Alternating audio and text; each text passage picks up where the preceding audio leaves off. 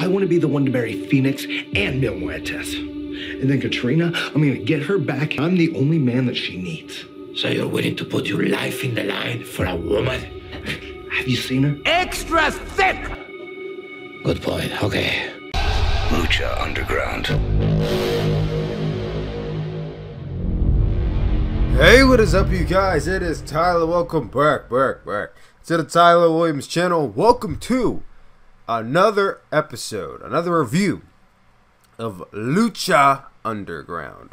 We have just got by episode 2 last night. As you guys know, I usually don't really do the reviews to Lucha Underground until the next morning. And yesterday, I got in kind of late, so I didn't really get a chance to watch it. I watched it early in the morning, and I'm now getting around the time to do it. So, really good episode of Lucha Underground, as always. Started off the show with Katrina teleporting herself into King Cuerno's home lair. You know, I tend to forget that Katrina is like basically a 15,000 or however old she is witch. Should be in the new season of American Horror Story. Did you guys hear that American Horror Story is doing a crossover season between Coven and Murder House? Pretty excited for that. Bit off topic, but wanted to throw that in there. Might be reviewing that season. Anyway, it is here when she tries to steal back the Gauntlet of the God from the case that King Cuerno's has. Because you guys remember from last season, Mil Muertes had possession of this gauntlet. Now, I know a lot of you immediately think the Infinity Gauntlet, and no, I'm not talking about Thanos. I'm talking about this dark grayish kind of gauntlet that has this electricity flowing through it. And like punch it, and like when you punch somebody, it can kill them or possesses some type of power. You know, now I think about it, I think they got a lot of I think they got a lot of inspiration of that gauntlet from the Infinity War. I mean, I know that this came out before Infinity War, but you know that comic has been around for years now. But that's besides the point. Basically, Mil Muertes had possession of it first. King Cuerno beat him for it, got possession of it. Now Katrina wants it back. But she finds nothing in the case. King Cuerno comes into the frame, tells her that he gave the gauntlet away to someone else for safekeeping because he knows that Katrina would come for it. Katrina says that without it, she will lose her contact with her powers. And right now, she's basically stuck between the realm of the temple and her universe, and she really can't go anywhere else. You can see in the clips that she like glitches in and out like a video game, like in and out of the scene. And King Cuerno's just like, sorry, and just like, sorry. Well, you know, you're not getting it. Oh well, I don't care. And Katrina disappears, much to the laugh of King Cuerno as he laughs at the dismay. We then start the show. We get ready for the first match. It is the Mac and Killshot and Son of Havoc versus the team of Famous B, Dr. Wagner Jr., and Tejano for the Trios Championship. Famous B comes out with the beautiful Brenda and tells that his partners will not be there tonight. And apparently they are making money for Famous B in Mexico. Now, when I first heard that, I thought that, they must be hitting them corners hard. But then I'm like, oh yeah, they're wrestling in Mexico. That makes sense. So then he introduces three new clients. A guy by the name of Big Bad Steve. I've never seen him before, so pretty interesting. New guy for me. Another guy by the name of Sammy Guevara.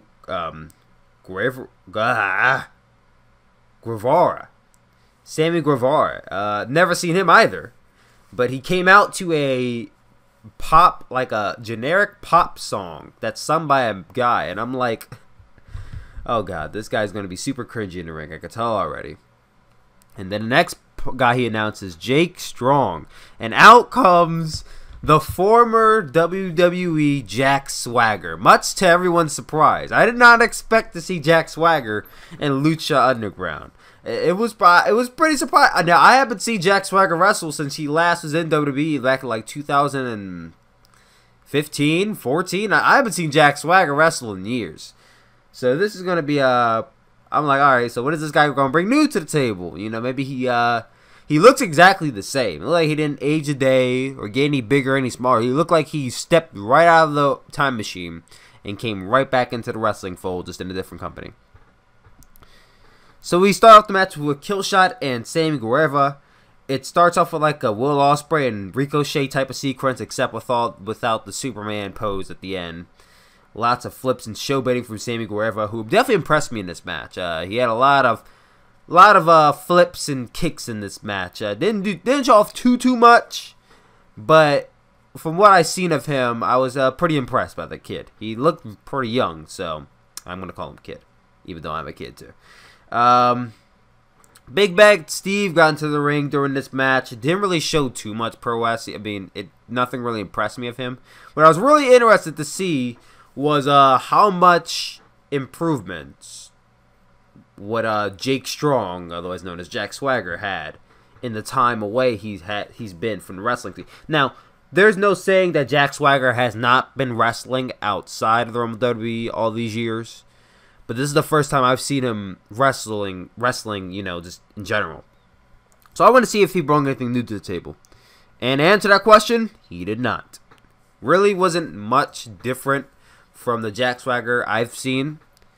He kind of did the whole throwing thing. He did his boot. The only thing he didn't do was the Swagger Bomb. No. The Swagger Bomb is the thing where he runs to the ropes and does that leaping like senton onto his opponent. That's the Swagger Bomb. I'm thinking of the Gut Wrench Power Bomb usually does. I don't know what he calls that. Where's that the Swagger Bomb? I don't know. One of them is the Swagger Bomb. He did one of them. He didn't do the Gut Wrench Power Bomb, but he did the thing where he runs to the ropes, leaps off of it, and does the senton like Vader used to do back in the day. Rest in peace, Vader too. So towards the end of the match, I'm gonna get to the end. Famous beats distracting referee. This leads Jake Strong to hit Killshot with a pop-up ankle lock. He applies it. Killshot taps out, but for some odd reason, Famous B is still distracting referee.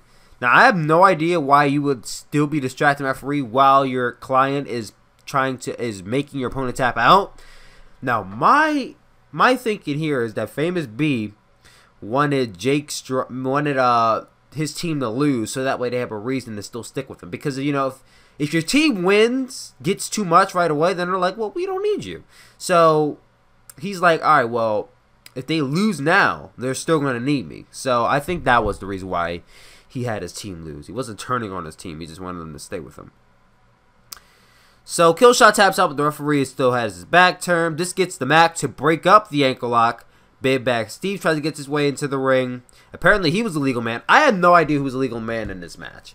Every single minute, someone else got into the ring, then someone else got into the ring, and they were attacking each other. Then the camera focused on them, then the camera focused on someone else. I had no idea who was legally in this match. Apparently, it was Big Bad Steve who got into the ring, got laid out by the Mac, which led to Son of Havoc hitting a shooting star press onto Big Bad Steve for the win, leading Son of Havoc, the Mac, and Killshot to retain the Trios Championship. Out of anger, Jake Strong gets into the ring, lays out both Sammy and Steve. Famous B gets into the ring, tries to break it up, but Jake Strong lays out. Famous B lock him in an ankle lock. At one point, he snaps the ankle of Famous B, but you could hear the snap edited into the match. It sounded very comical. It was just like a sound, or like a snap. It was a snapping sound, but you could tell it was edited in here. I just found that very funny. So it looks like Jake Strong immediately has gone on his own, to which I could totally see why, but I guess we're going to be seeing more of Jake Strong here. Maybe we'll see some more improvement of him, because as of right now, I don't think he's shown too much different. There's not too much different between him and Jack Swagger. So we then get a scene with Antonio Cueto, well, coming from his office, and he credits Dario Cueto's ideas in Lucha Underground the past few seasons, namely the Gift of the Gods. At this point, he announces a new Gift of the Gods tournament and brings out a medallion, hands it off to Melissa Santos, and says that to put the medallion on the line in the next match. The next match is set. It is Drago with Cobra Moon versus El Dragon Azteca Jr. I got his name right this week. It is El Dragon Azteca Jr., not Princess Azteca Jr., not King Azteca Jr. It's just El Azteca Jr. Very nice paced match. At one point, Drago, I'm gonna boss this a lot. Drago removed the mask of Azteca Jr. and hit his super kick into the corner. He covered his face throughout the match, but he untied it, he removed it, and he covered his face. You know, Rey Mysterio, whenever someone removes his mask, he covers his face up until like he gets a chance to put his mask back on or puts his towel over his face. That's basically what Azteca Jr. did. I was very shocked to see that Azteca was a brunette or had black hair. I'm not sure if he was a brunette or black hair, but he had a darker hair tone. Now, I thought he was a ginger. I don't know why, but I thought he was a ginger. I was expecting to see orange hair when the mask was removed, but I was very shocked at the hair color of Azteca Jr. The match came to a halt. Not a fault. The match came to a halt when Azteca Jr. had Drago positioned on the top rope and hit a drop roll-up. I don't really know what the move is called, but it's in WWE 2K18. It's when your opponent like has you on the top rope and they twist their legs and they thrust you forward onto your back and neck and they roll you up that way. That's what he did onto Drago for the pin, obtaining the first of 7 medallions. Johnny Mundo comes out talking smack to Cobra Moon, saying if your boy couldn't beat Dragon Azteca Jr., what makes him think he's going to beat me? You guys remember last week Cobra Moon got Velmir, or whatever the hell that guy's name was. I just going to call him Luchasaurus, to lay out Johnny Mundo. So it was only fitting that Johnny Mundo came out to get Cobra Moon laid out by his girlfriend and now I believe wife Taya. And Johnny Mundo then gets in the ring and lays out Drago, and both Taya and Johnny Mundo celebrate in the ring with a kiss. We then get to another segment with Antonio, who's now in his office. He goes into his drawer to get the key to Matanza's cage when Katrina appears in his room, saying that she is stuck between the realm of the spirit realm and the temple, and asks a favor of Antonio. Phoenix in a coffin. Antonio thinks that Katrina wants him to kill Phoenix, to which he says no. She just wants a match between Mil Muertes and Phoenix in grave consequences. Because if she wins and she gets Phoenix in a coffin, she will obtain his soul and will be able to transport between the realms and outside of all those realms and whatnot. She's kind of just stuck in the temple right now. So, get the soul, you're good. Don't get the soul, she's stuck. Antonio accepts, but on the behalf that she knocks next time, to which she accepts. That will be interesting, considering that they've had a grave consequences match before, and that was a hell of a grave consequences match they've had. I believe there's been 3 grave consequences matches in Lucha Underground. I believe all 3 of them involve Mil Muertes, so this is the 4th one, and the 2nd one between him and Phoenix, which is going to be great, like I said. We then get to the main event, Pentagon Dark versus Matanza Cueto. Really good match between these two men. Well, I wouldn't say really good. Pretty good match between these two men. A lot of it took place on the outside in the very beginning. I think like at least the first 5 or 7 minutes of the match took place on the outside. Pentagon got lots of offense here for Pentagon Dark. I did not expect a lot of offense from him. You know, Matanza has been built up as this monster for the past 2 seasons. So I was expecting him to dominate the match. You know, Pentagon would come back or some point. But Pentagon had a good leverage in the match. It seemed like Matanza was kind of on the defense more often than not. They battled out on the inside of the ring for a good portion.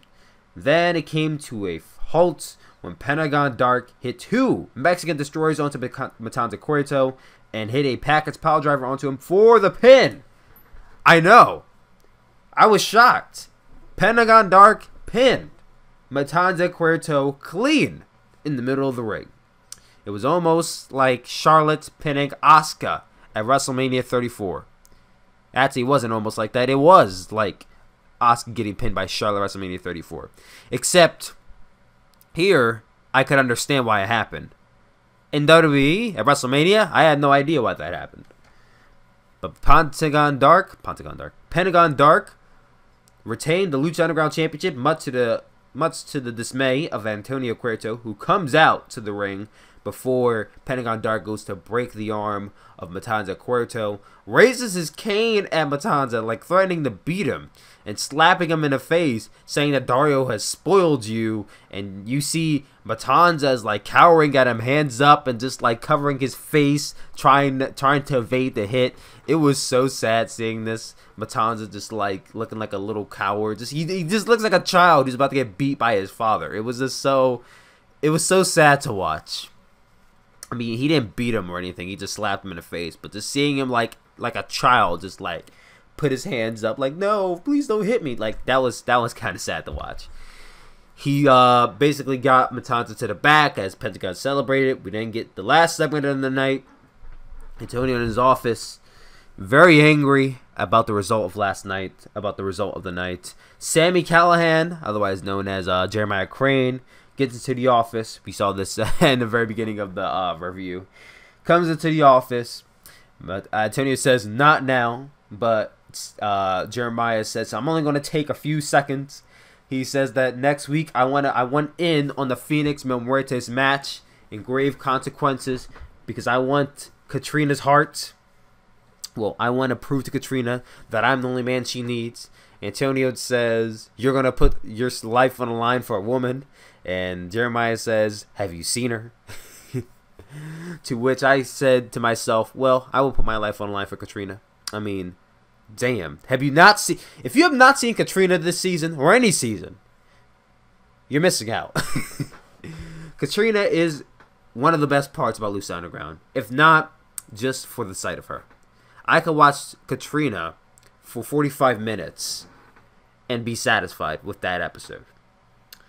Antonio says, very well, and puts him into the match, making it a triple threat, or as he calls it, a three-way to the grave match for next week. It will be Jeremiah Crane versus Phoenix versus Mil Muertes, basically for the soul of Katrina next week. Exciting stuff. Another good episode of Lucha Underground. Wednesday Wars goes to Lucha Underground. Not because NXT was a bad week. I didn't review NXT only because this was a two-match show and it mainly focused on NXT TakeOver. So it wasn't really much of a review, but just to abbreviate, it was Bianca Belair versus Dakota Kai. That was a really good match. I actually wanted to review that, but I'm like, it's really not worth it. It wasn't that big of a show. And then the main event was War Raiders versus TM61, and War Raiders won. So yeah, that was a little bit of abbreviation of the review for NXT. But Lucha Underground beats NXT for the second week in a row. So yeah, that was your NXT review. That was your Lucha Underground review. Thank you all for watching this episode. I love you guys as always, and I will see you all next Thursday. Peace out.